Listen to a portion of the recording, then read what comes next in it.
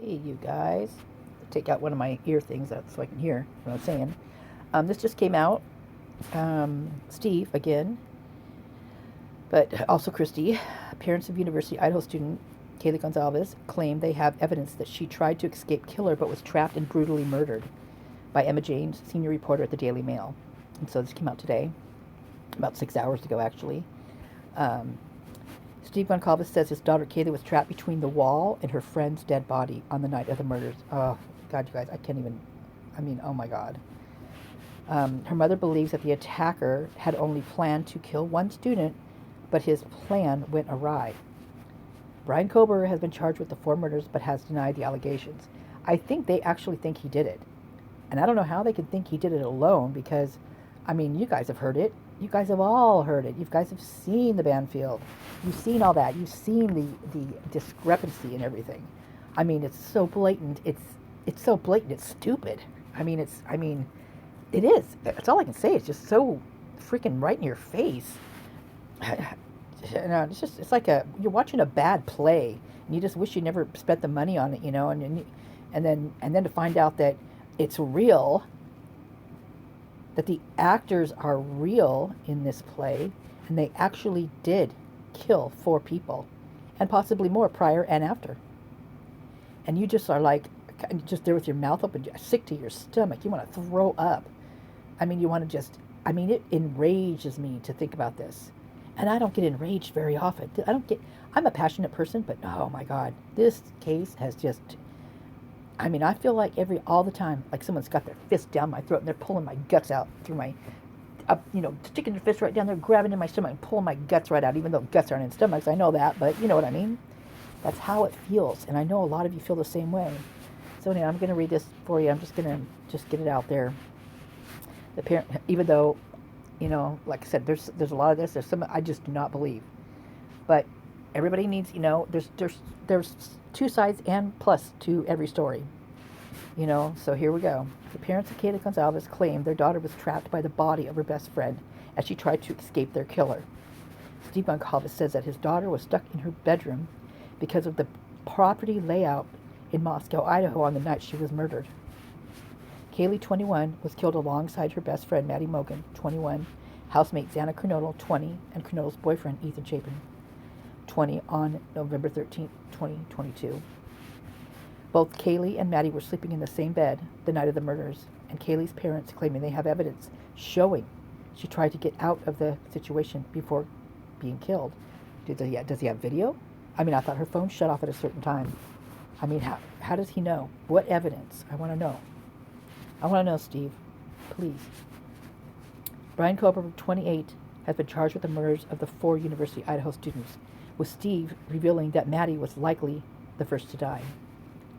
He believes Kaylee was stuck between her friend's body and the wall before the assailant attacked her, citing the coroner's report. Oh, look how beautiful they are.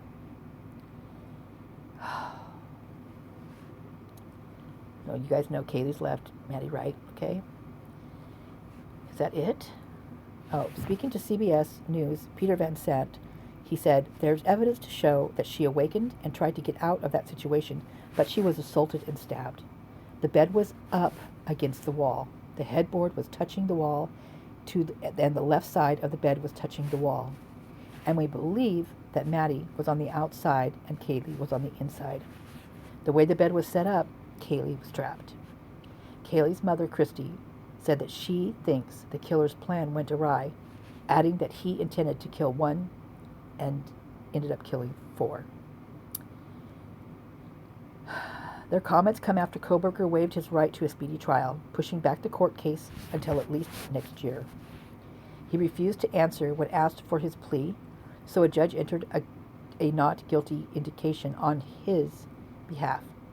His legal team denies the allegations against him.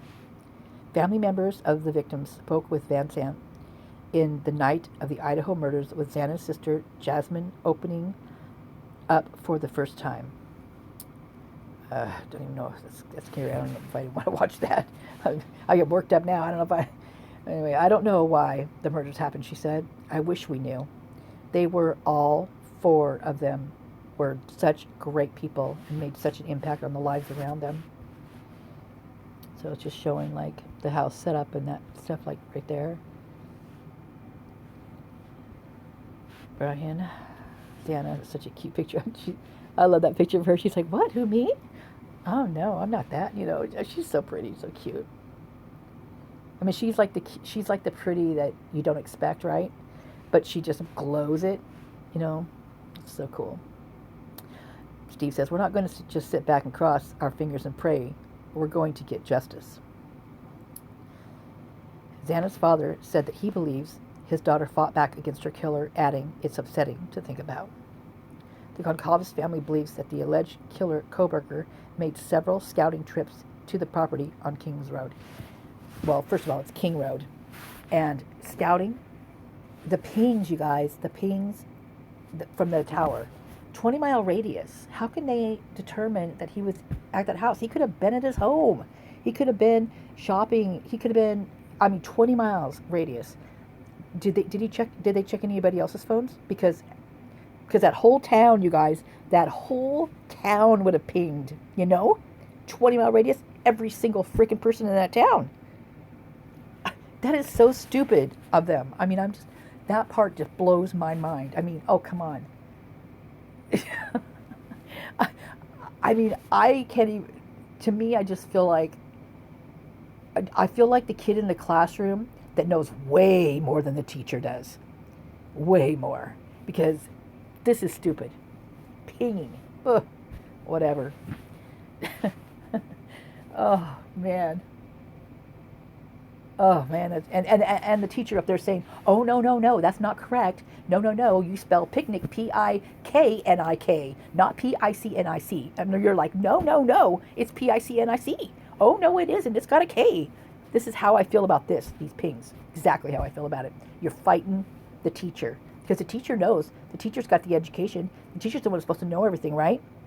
What about these specialists doing this ping shit? They're supposed to know. They're dumb. In my opinion, they're dumb. They're covering stuff up. This is ridiculous. Oh, my gosh. I'm sorry. Let me get back to the story. Because at one point I'm crying. Now I'm angry. It's upsetting to think about. The Goncalves family believes the alleged killer, Koberger, made several scouting trips to the property on King Road.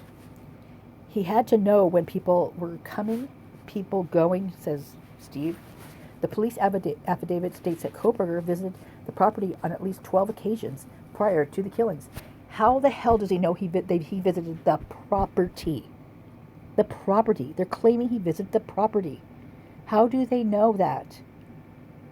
We know that Hunter visited the property quite often. We know that, his name's Caleb or something like that? The blonde guy that got his head shaved. We know he was there. We know that Lake was there. We know that Emma was there. We know that Emily was there. One after another, you guys. One after another we know was there. But we do not know that Koberger was there. Because a ping does not make a property trip to their place. It does not make him on that property. There's no way unless they've got video of him being there that they can actually say this. There's no way. None. Oh my gosh, the Goncalves family has been undertaking their own investigation and were regularly speaking out before a gag order was put in place. The family say the probe. That's weird. The family say the probe revealed that Koberger was following both Kaylee and Maddie on Instagram, adding, well, so was Jack D, but they weren't following him back. Wonder about that. Adding that it appeared to be his real account. No, it didn't. Didn't they prove it not to be his account? He had literally no social media. These accounts, there's so many accounts made up about him being him after the fact. It was, oh my gosh. This is so scary thinking this kind of stuff can happen, you guys. This reminds me of Sandra Bullock, the movie The Net. And that movie scared the living crap out of me. Watching that movie, every time, something would happen, I would just get more scared watching this movie. And I mean, if I really wanted a thriller to watch and wanted to be scared, that's the movie I watch, because it's a lot like this one. Stole her identity. You can't get it back. There's nothing you can do about it. This is like this. And I'm not saying he's not guilty. I'm not saying he's guilty. I'm saying this guy needs a fair trial, and he's not getting a fair trial. This kind of crap that they're talking about, there's no way in a normal courtroom, within a shadow of a doubt, that this stuff would fly. And not to mention what the prosecution is doing, withholding this. They don't have this. Oh, they lost this. Oh, they didn't do this. Oh, I mean, come on. And they're mad because they decided not a speedy trial. Well, if you would have been, transparent, you would have given all the stuff that they asked for, and the stuff that you said you did have, now you don't have. Well, what the heck? What the heck? And now you're all pissy. Oh my God. And blaming it on them? Get a life, you guys. Seriously. This is like, what in the heck is going on? This is scary. And this is happening to this person right now. You know what? What if you drove through there and you did something? In fact, there is a story about this actually on Frank, that Frank, the one that he did an interview with Enan. He's got a story. A guy comes on and tells a story about his trip and jail time through Moscow, Idaho, and it is scary. So this doesn't just happen to one person. How many innocent people are in jail over there? How many people have they framed over there? Because they want their way. I want my way. I can't have it my way, so I'm going to do this to somebody else. They're like babies. They're like babies. They're the bullies. They are the bullies, blaming it on other people. They're the ones on the playground pushing the kid down and giving him bloody knees. They're the one, making the kid with his first tooth swallow because they punch him in the mouth and he doesn't get his first, money from the tooth fairy. These are those type of kids. And then they go home to mom and dad. Well, guess what? Daddy's a bully too. That's where he learned it. And mommy probably's been beaten up or pushed down. This is all pure speculation. Been, demeaned by her husband, whatever. I mean, if he's bullying, he's gonna lash out at her too. I mean, you guys know that's a given. So this is what the boy sees. He sees women as being nothing, as being weak. He sees the bullying okay to do. I mean, his dad does it. But then what happens now? The boy's being bullied by his father as well. He's got anger issues, you guys. He's got to lash out somewhere. So what does he do? He lashes out this way. This is what's going on. This is part of what's going on. This is not all that's going on. And this is pure speculation, in my opinion only. And this is not fact. This is just my opinion. This is my thoughts. This is my feelings in this. And this is, I mean, man, this just breeds pure anger issues from way back. I mean, getting what they want. Got to keep the money flow. If it doesn't go my way and the money's not coming, we've got to do something about it. This is what this shows to me. This is a tradition to beat people up. In fact, yeah, this is a tradition to beat people up. This is a tradition to bully. That's exactly what it is. That's what hazing is. It's bullying. It's a tradition, and it's literally meant to be part of the ritual, part of the growing up experience of getting into college and being a part of this fraternity or sorority, is to bully, is to beat them down, is to make them, bow down and take whatever they give them, whatever, no matter what it is, whatever they give them, to take it. Because if you don't take it, you're not getting in. You're not going to be a part of the crew. You're not going to be a brotherhood. You're not going to be sisterhood. You're not going to have it easy in life, things handed to you because of this, because you didn't follow the rules. This is, I believe, what happened with those girls. You know who girls there are? Kaylee, Maddie, Xana, and Ethan, that boy. They were leaving the Greek row. They pretty much already left the Greek row, right? So they signed an agreement upon being in a frat or a fraternity. And I don't know, it's called an MP. What's it? MP something. It's basically you don't speak unless, you come to them first. You don't give any information out. Were they... They knew something, right? They obviously knew something. and leaving the sorority and the fraternities, they were scared. And they got a good reason to be scared. There's people that have died at someone's hands there. I do not believe those people did it themselves. I do not believe someone took a nosedive into Paradise Creek. No, that was hazing. And they're covering it up. The one that died of hypothermia, I believe that was hazing too. Put them in a car, get them really super drunk, put them in a car, blindfold them when they go there so they don't know where the hell they're at. Put them out always in the cold weather. Always in the cold weather. And when they get them, first, they snag them from a room or whatever. They don't have, they don't have proper shoes, coats, whatever on.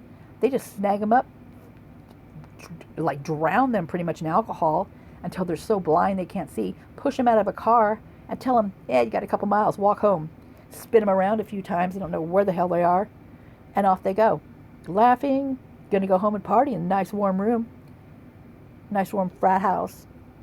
Some girls dancing on the tables, doing whatever. Maybe a few sugar daddies in there doing their thing in a bedroom or two. Who knows?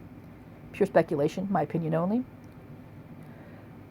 But you know all about the Pullman police and how they were, we're not going to go to that point. We're going to finish reading this. The family say the probe revealed that Koberger following Kaylee and Maddie on Instagram, adding that it appeared to be his real account. Steve said, we're not going to just sit back and cross our fingers and pray we're going to get justice. His wife said that she believes Koberger is responsible for the slayings, adding he's going to feel all of us just staring at the back of his head. And he knows what he did to our daughter. The murder house. Oh, I don't like it saying that. Ugh. Oh, the layout here. I'll link this into the description so you guys can, I don't want to read this stuff. But Koberger's defense team says that there is no connection between him and any of the victims, rubbishing the social media claims. The gag order means that any information about the case is scant, but legal filings have revealed the alleged killer's lawyers are questioning the genealogy used to arrest him. Well, thank God. I mean, turn this around and do this, to just switch it around. You don't think they're going to be questioning this stuff? I mean, unless they're, I'm not going to say that D word, uneducated as they seem, or as sneaky as they seem. You don't think they're going to do the same thing and request this? Come on. His team has also argued that the alleged footage of his Honda Elantra was misidentified. Well, of course it was. We got some brand new undercovers on the, brand new little pieces of metal rolling around on the streets over there. I've tried to look and find when those were purchased, if they were purchased, how many, and if they're still there, and I can't find anything on it. So if anybody knows, please let me know in the comments. Anyway, legal experts have begun to question if the case is open and shut as it first appeared when Koberger was arrested. It did not appear that way. Who is writing these things? Brianna Fox, a professor of criminology at the University of South Florida and former FBI special agent, said she doesn't think it's a slam dunk. Right on.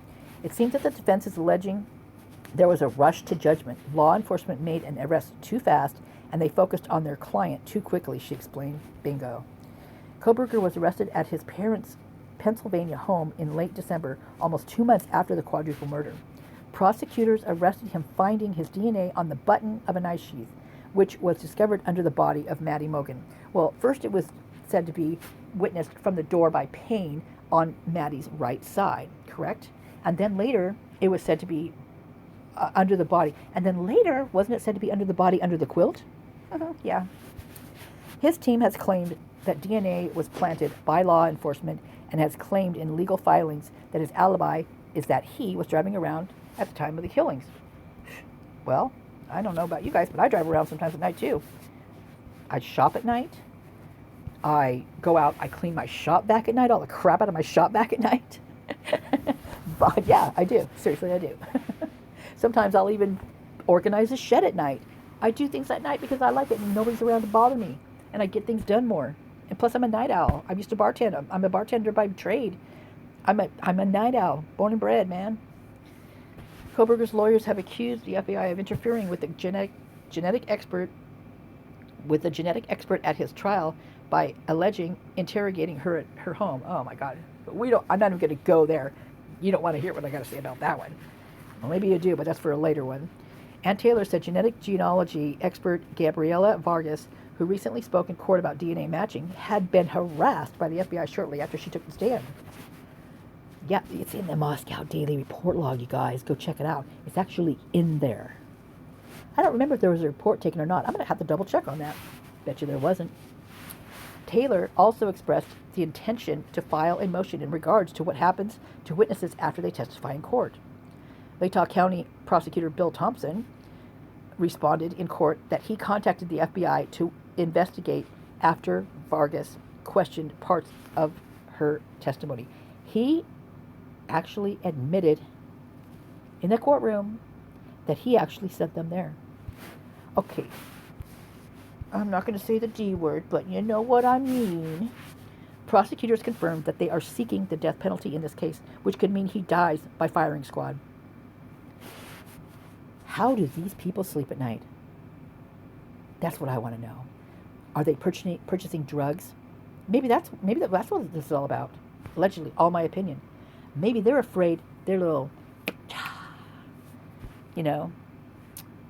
baggie or, little whatever, pill bottle full of pills that maybe they need to sleep at night. Maybe they need those to sleep at night. I don't know. If I was like them, which I can't even go there because that's never going to happen. Never will. Nah, never has been. I can't even fathom this stuff right now, much less even think about me doing stuff like this. But if I did, I would definitely need, well, maybe I wouldn't because I don't even know because I don't even know how they are. Maybe they do sleep well at night.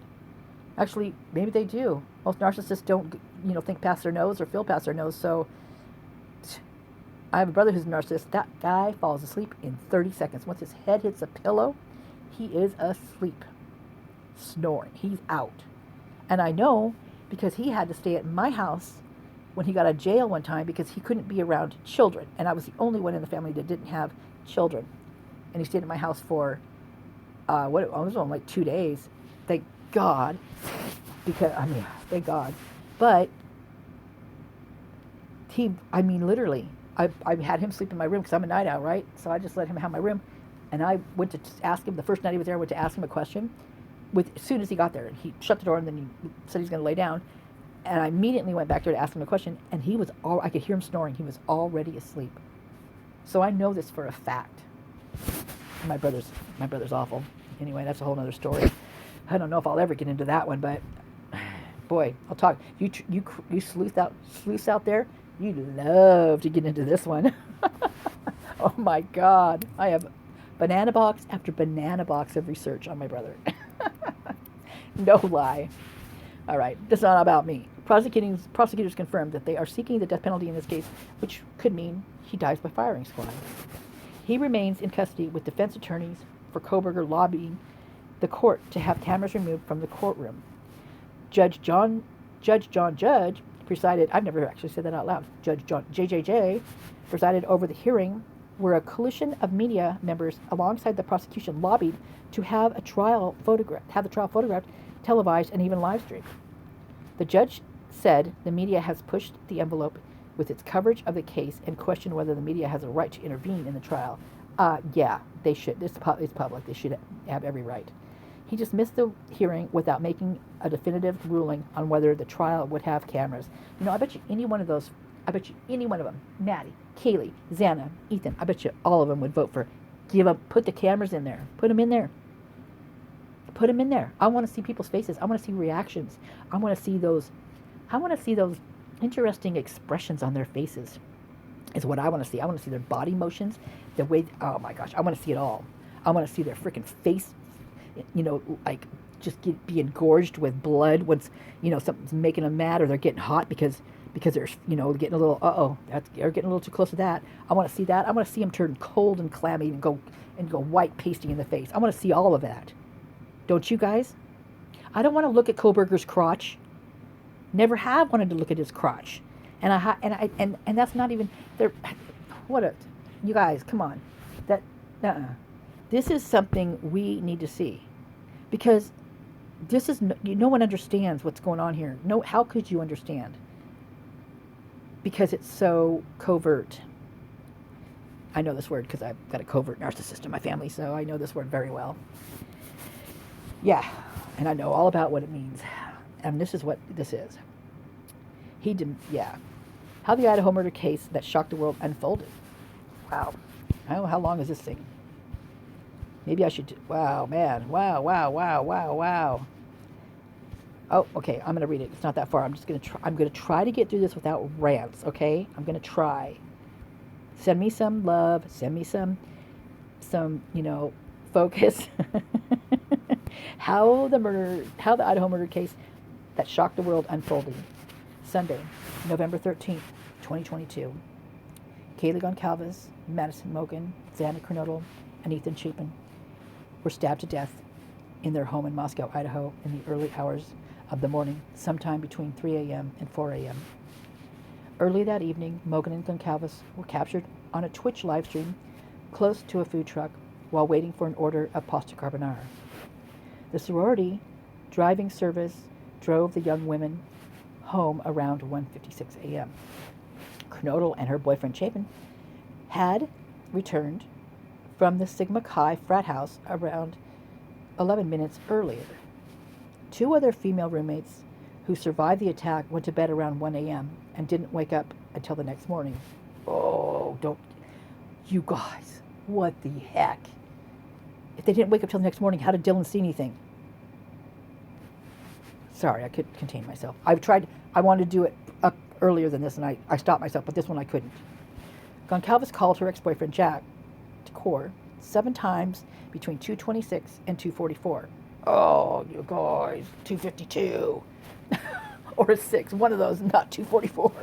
Her sister Olivia said, "Oh my God, what is going on?" No wonder we're all confused.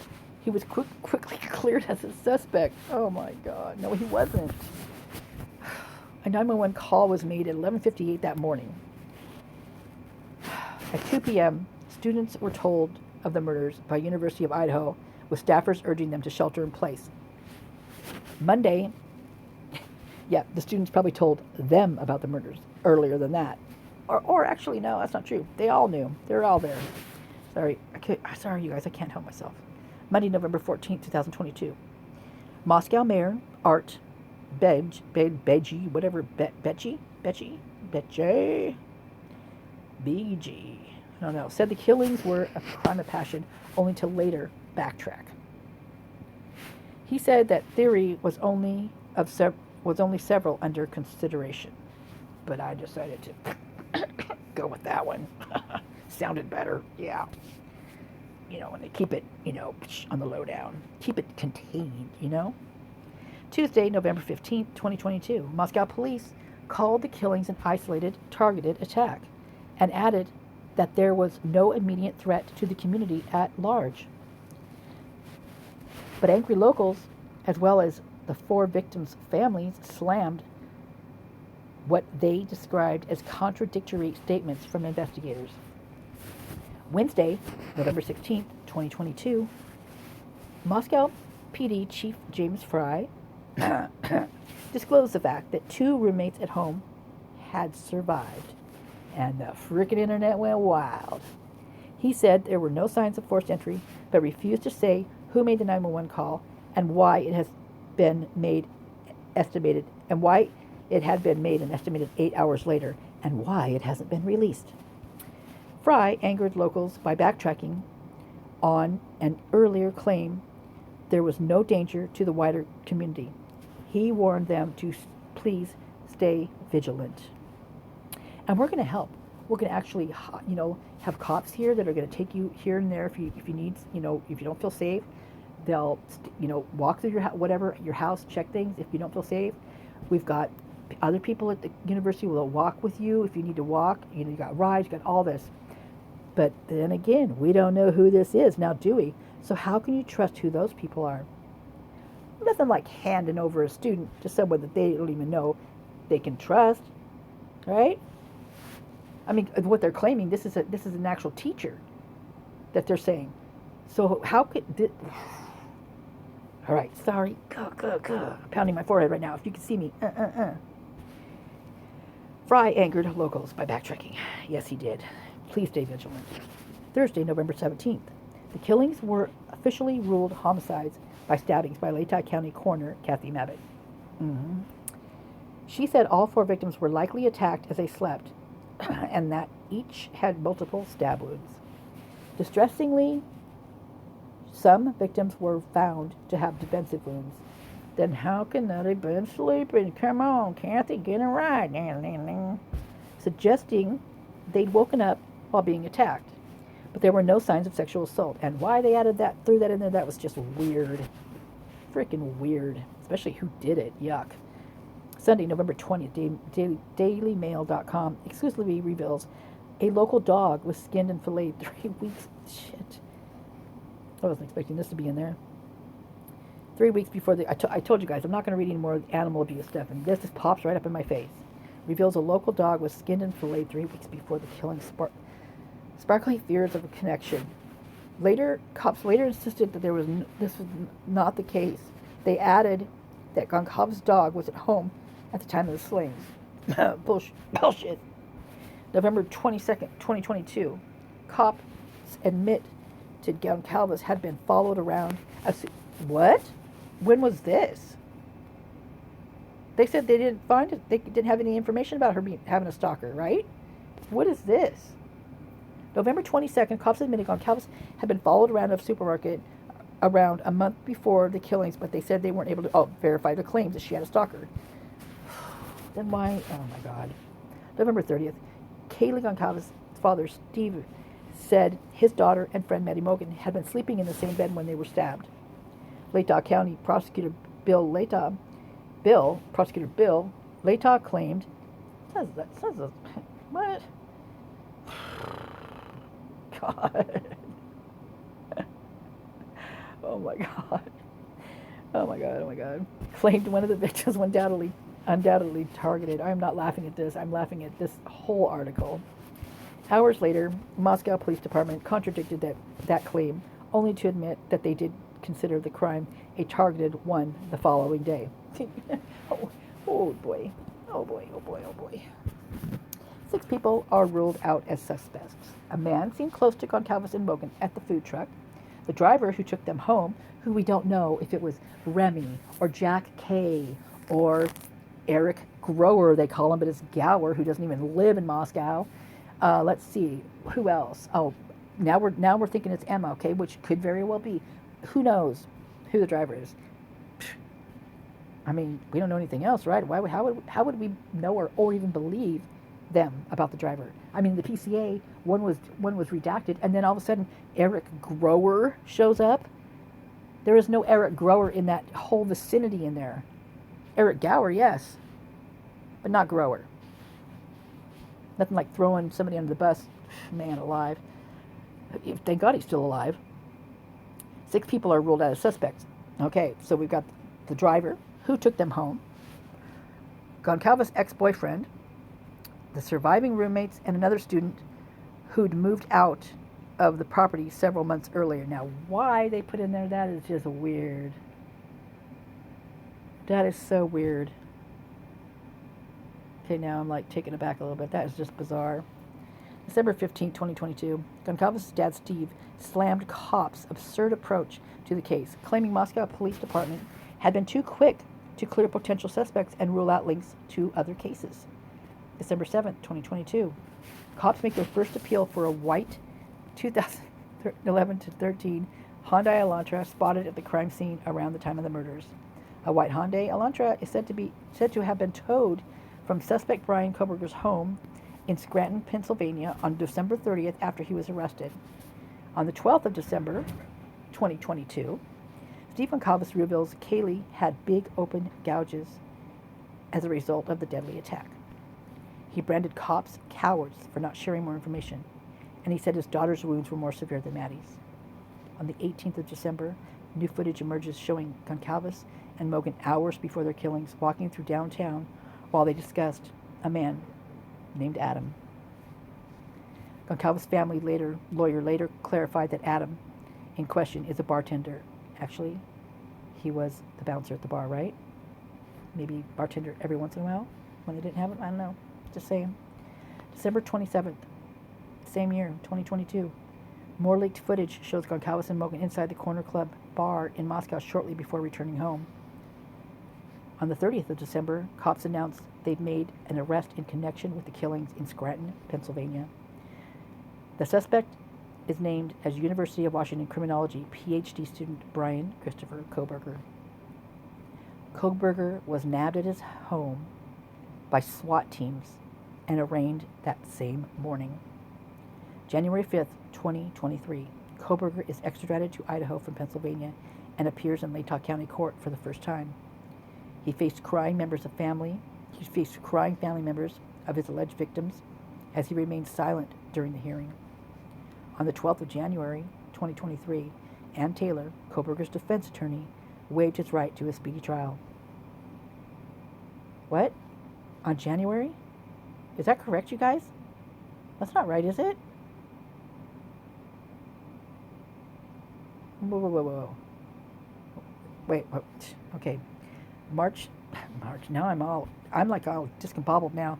May 16, 2023, Kohberger is indicted by grand jury on 1 charge of burglary and 4 of murder.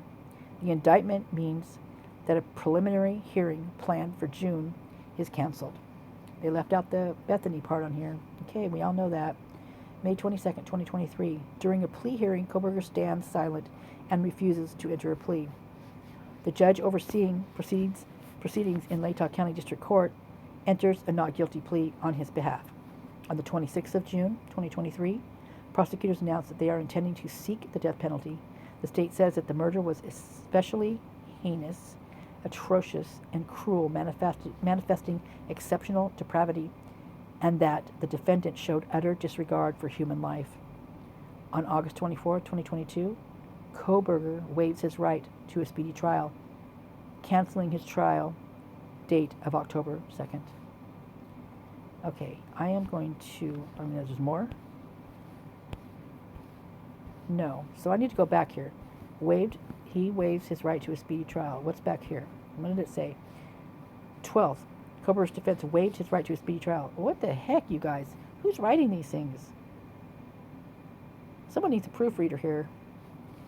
Okay. What do you guys think? I'm exhausted after reading that, to tell you the truth. I feel like I've got this,